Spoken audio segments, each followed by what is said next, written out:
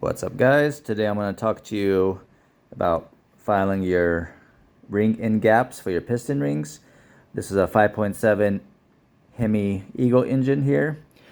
I already have my rings already set. I'm just going to kind of show you off the factory rings I pulled out. I'm going to show you how to use a manual filer to file your ring end gaps, set them where you want them, and how to set the rings in each bore and to square them up.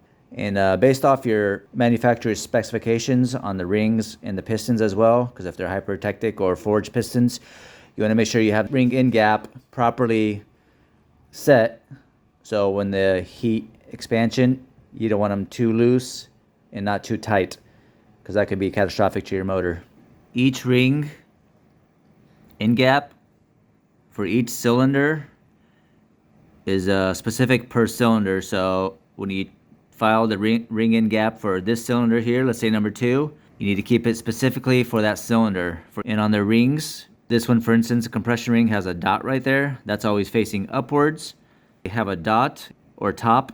And if they don't have any indicator, it can go either way. Before you start filing, you want to check to see where your rings sit. So we put the rings in like this.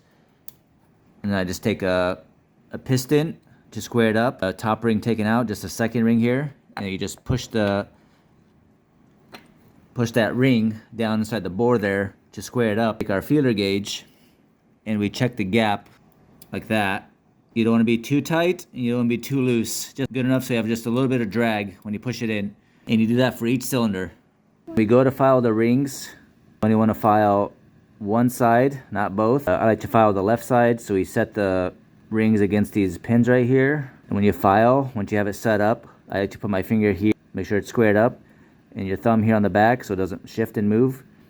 And you want to file it inwards, slowly, not fast, and just rotate it a couple turns at a time and take a little bit off, because you don't want to take too much, because then you can't put any back. When you're done filing, you want to take a piece of sandpaper and just the burrs on the edges, you just want to clean it up a little bit.